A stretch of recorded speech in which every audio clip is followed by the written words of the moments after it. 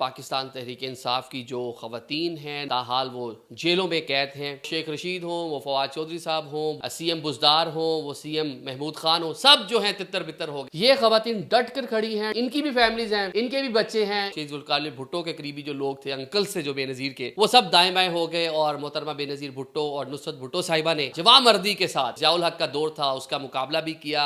कलसूम नवाज साहिबा जिस तरह लाहौर में उनकी गाड़ी हवा में मुअल्लक रखी गई। पाकिस्तान में जो सियासतदान जो मर्द हजरात हैं काम पे टांग जाती हैं बड़ी जल्दी। आप आके एक प्रेस कॉन्फ्रेंस करके एक ट्वीट करके आप जनाब कपड़े झाड़ कर कोई इस्तेकाम पाकिस्तान पार्टी में चला गया, कोई घर बैठा हुआ है। अस्सलाम वालेकुम नाजरीन, मैं हूं आदिल निज़ामी और आप देख रहे हैं मेरा यूट्यूब और फेसबुक चैनल। नाजरीन, आज की व्लॉग में हमने बात करनी है पाकिस्तान तहरीक इंसाफ की जो खवातीन हैं 9 मई वाक़यात के बाद से जिनको पाबंद सलासल रखा गया है, मुतअद्दिद बार उनकी ज़मानतें हो चुकी हैं, उसके बावजूद ताहाल वो जेलों में कैद हैं और 5 माह 6 माह गुजर चुके हैं उनको जेल में। और मुकदमात को फेस करते हुए उनकी फ़ैमिली किस तरह मुश्किलात का सामना कर रही है, उनके बच्चे, उनमें 6 माएँ भी हैं, आलिया हमज़ा साहिबा और दीगर जो ख़वातीन हैं उनके बच्चे हैं, फ़ैमिली है, मुश्किलात का सामना है। बहुत से ऐसे जो लीडरान थे पाकिस्तान तहरीक इंसाफ के जो खान साहब की काबीना में आगे आगे बैठते थे। ये तो ख़वातीन वो ख़वातीन थी, इनमें बाकी जो सनम जावेद हैं या तैयबा राजा हैं या बाकी सब की जो ख़वातीन हैं ये तो वर्कर थी। बाकी आलिया हमज़ा वो रुकने कौमी असम्बली थी या बाकी इधर इस तरह की जो ख़वातीन थी ये उस तरह इलेक्टेड नहीं होती, ख़वातीन की मखसूस नशिस्त पे आती हैं, तो पार्टी में भी इनकी उस तरह से कह लें कि वो वक़्त नहीं होती। लेकिन जब मुश्किल टाइम आया तो वो शेख रशीद हों, वो फवाद चौधरी साहब हों, वो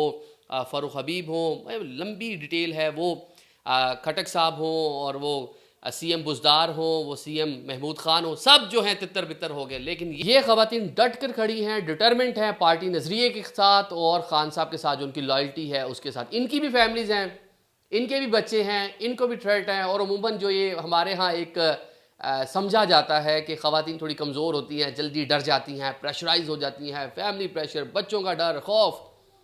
लेकिन ये ख़वातीन डट के खड़ी हैं क्योंकि हमने पाकिस्तान की तरफ बात करें तो पाकिस्तान में देख लें तो मादरे मिल्लत फ़ातिमा जिन्ना कायदे आज़म के बाद उन्होंने किस तरह स्ट्रगल की और उस टाइम के बड़े बड़े फ्यूडल बड़े बड़े नाम जो हैं जो पानी पाकिस्तान को सल्यूट करते होंगे, उनके साथ फ़ोटो बनाना है, मिलना अपने लिए एजाज़ की बात समझते होंगे, वो सब जाके अयूब खान के कैंप में बैठ गए। उसके बाद हम आ जाए मोहतरमा शहीद बेनज़ीर भुट्टो, शेख जुल्फकार भुट्टो के करीबी जो लोग थे अंकल से जो बेनज़ीर के, वो सब दाएं बाएं हो गए और मोहतरमा बेनज़ीर भुट्टो और नुसरत भुट्टो साहिबा ने किस तरह जवामर्दी के साथ उस जो जियाउल हक का दौर था उसका मुकाबला भी किया, वापस भी आई मोहतरमा और यहाँ स्ट्रगल की, यहाँ पे इस्टेब्लिशमेंट के ख़िलाफ़ लड़ी, यहाँ की जो पॉलिटिकल कुव्वतें थी उनके ख़िलाफ़। और उस टाइम मियाँ साहब जिस तरह आई जाए और जो सारी चीज़ें हुई एक ख़ातून और कमज़ोर समझकर जिस तरह उनके ऊपर अटैक किया जाता रहा, लेकिन उन्होंने बड़ा दलेरी के साथ उसका मुकाबला किया। फिर मियाँ साहब की अपनी फैमिली देख लें, कलसूम नवाज साहिबा जिस तरह लाहौर में उनकी गाड़ी हवा में मुअल्लक रखी गई, वो मियाँ साहब बाहर गए और एग्ज़ाइल में गए या जेल में थे तो वो भी डट के खड़ी रहीं और उन्होंने बाद में जावेद हाशमी के हैंड ओवर पार्टी को किया। उससे पहले नुसरत भुट्टो साहिबा जो उनके सर पे डंडा लगा और उस वो ताउम्र उनके लिए वो जो है वो मसला बना रहा। फिर शहीद बेनज़ीर भुट्टो का वापस पाकिस्तान आना, फिर उनका शहादत होना। मतलब पाकिस्तानी सियासत में ख़वातीन जो हैं वो मुझे मर्दों की निस्बत ज़्यादा डिटरमेंट, ज़्यादा अपनी आइडियोलॉजी के साथ जो है वो खड़ी नज़र आती हैं। अब इसको आप मज़ीद आगे बढ़ा लें तो इवन मरियम नवाज़ वो किस तरह मियाँ साहब के साथ वापस आई। मियाँ साहब प्राइम मिनिस्टर रह चुके थे 3 बार और एक उस तरह से मजबूत आदमी थे, लेकिन वो नई नई सियासत में उनकी एंट्री थी, लेकिन वो बाहर से आई और आके जनाब उन्होंने जेल काटी।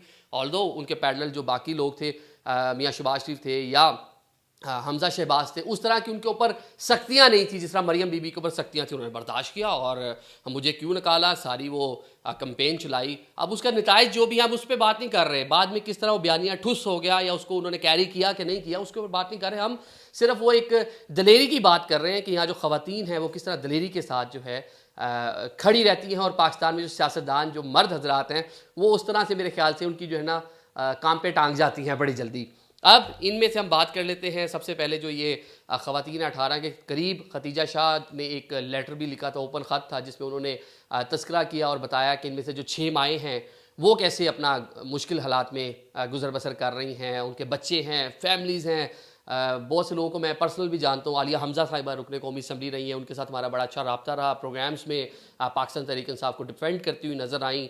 और 9 मई वाक़यात के बाद जिस तरह से उनको घर से गिरफ़्तार किया गया, उनकी 3 बेटियाँ, कमसुन बेटियाँ, हस्बैंड जो उनके हैं वो कैंसर सर्वाइवर हैं, और अब बच्चियां जो हैं वो अकेली हैं। एक लंबा टाइम हो चुका है आलिया हमजा साहिबा को, वो भी जेल में है, लेकिन डट कर खड़ी हुई हैं। उनकी पॉलिटिकल कमिटमेंट को जो है ना आप सलाम पेश कर सकते हैं। देखिए 9 मई वाक़या जो भी है वो मर्दों ने भी किया था, लेकिन आप आके एक प्रेस कॉन्फ्रेंस करके, एक ट्वीट करके आप जनाब कपड़े झाड़ कर कोई इस्तेकाम पाकिस्तान पार्टी में चला गया, कोई घर बैठा हुआ है और कोई जनाब किसका नाम है मज़े कर रहा है। लेकिन ये ख़वातीन जो है जवामर्दी के साथ खड़ी हुई है, तो इनको सलाम पेश करना चाहिए। अब आलिया हमजा की मैंने बात कर ली, उसके बाद सनम जावेद हैं, उनके भी बच्चे हैं। अब ये बाकी कुछ नाम जो इसमें हैं, जो अफशा तारिक साहिबा हैं, उनके भी जो है 2 माह से ज़्यादा अरसा हो गया उनको जेल में, उनके भी बच्चे हैं जनाब। उसके बाद फरजाना ख़ान, उनको भी 3 साढ़े 3-4 माह हो गए। अच्छा, रुबीना ख़ान हैं, उनके 4 बच्चे हैं जिनकी देखभाल के लिए बताया जाए कि पाकिस्तान में कोई बंदा भी नहीं है इस टाइम, उनकी फैमिली मेम्बर भी नहीं है जो उनको टेक केयर कर सके। और जो पेरेंट्स जो हैं, जो वालदा जो है बच्चों को लुक आफ्टर कर सकते हैं, वो कोई भी नहीं कर सकता, कोई उसका अल्टरनेट नहीं है। शहर बानो गोरचानी ये खातून ने बताया जाए कि 5वीं सालगिरह थी उनकी बेटी की, जो वो सेलिब्रेट कर रही थी जिस टाइम उनको गिरफ्तार किया गया। चंद एक नाम हैं। उसके बाद लाहौर से जो मिनिस्टर भी रही हैं यास्मिन राशिद साहिबा, वो खुद कैंसर सर्वाइवर हैं और वो भी जेल काट रही हैं। तो ये जो ख़वातीन हैं, रियासत को इनके लिए माँ बन के सोचना होगा, और इनकी जो पॉलिटिकल स्टेक्स हैं उस तरह से शायद नहीं हैं। रिज़र्व सीट्स के ऊपर ये इलेक्ट, यास्मिन राशिद चले वो डायरेक्टली सीट पे, बाकी जो लोग हैं इनमें वो आपके सामने हैं। रिज़र्व सीट्स के ऊपर आती हैं, पार्टी के साथ कमिटमेंट होती है, पार्टी के अंदर ऑल तो उनका एक रिस्पेक्ट खातून होने के नाते होती है, लेकिन उनका रोल उस तरह से नहीं होता, ना डिसीजन मेकिंग में होता है और ना उनका जो पूरे अमूर चलाने के हवाले से होता है, उनका उस तरह से रोल नहीं है। लेकिन उनकी जो कमिटमेंट है वो उनसे ज़्यादा है, जिनका रोल भी है, जिनके आगे हुटर्स भी हैं, गाड़ियाँ भी हैं, प्रोटोकॉल भी हैं, और मुख्तलिफ तरह के प्रिविलेजेस और मरात जो ले रहे होते हैं, उनसे कम अज़ कम वो बहुत पीछे होती हैं। लेकिन जो उन्होंने अभी अपनी पार्टी के साथ लॉयल्टी जो है वो शो की है, वो बेमिसाल है। उनको खराज तहसीन भी जितना पेश किया जाए कम है। 9 मई वाक़यात सब उसको कंडेम कर रहे हैं, हम भी कर रहे हैं, मतलब हर बंदा उसको कंडेम कर रहा है। लेकिन अब मेरे ख्याल से रियासत को सोचना चाहिए इन ख़वातीन के बारे में। अभी प्रेसिडेंट ऑफ पाकिस्तान ने जो लेटर लिखा प्राइम मिनिस्टर को, उसमें भी जिक्र किया। जो पाकिस्तान तहरीक इंसाफ के रहनुमाओं ने चीफ इलेक्शन कमिश्नर से मुलाकात की, उसमें भी कहा, रिक्वेस्ट की कि जिन ख़वातीन के बारे में सोचें, ये जो है हमारी पार्टी की ख़वातीन हैं। अब वो नई प्रेस कॉन्फ्रेंस कर रही, वो नई माफ़ी मांग रही, वो अपनी लीडरशिप के साथ खड़ी हैं, डिटरमेंट होकर खड़ी हैं, डट के खड़ी हैं, मर्दों से ज़्यादा हिम्मत के साथ खड़ी हैं। तो अब ये तो उनकी कमिटमेंट है, और जो कुछ हुआ, अगर आपने सिर्फ एक प्रेस कॉन्फ्रेंस से ही माफ़ी देनी है, तो ये तो आप अपना माफ़ी देने का म्यार भी देखें कि आप किस म्यार के ऊपर माफ़ी दे रहे हैं, कि एक प्रेस कॉन्फ्रेंस या एक ट्वीट और 9 मई वाक़यात या इस्तेहकाम पाकिस्तान या मुस्लिम लीग नून या पाकिस्तान पीपल्स पार्टी में चले जाएँ, तमाम पिछले गुनाह आपके साफ़ हो जाएंगे। तो वो इस तरह के गुनाह साफ़ करवाना नहीं चाहती, डट के खड़ी हैं पार्टी के साथ अपनी। तो उनको मेरे ख्याल से ऑनर करना चाहिए उनकी पॉलिटिकल कमिटमेंट को। और जो केसेस अगर आपने बाकियों के माफ़ किए हैं, तो ये ख़वातीन हैं, इनके बच्चे हैं, इनकी फैमिलीज़ हैं, फैमिली सफ़र कर रही हैं, मुश्किलात का शिकार हैं। तो मेरे ख्याल से रियासत को इनके लिए थोड़ा जो है नरम गोशा रखना चाहिए और इनको माफ़ कर देना चाहिए। Thank you so much.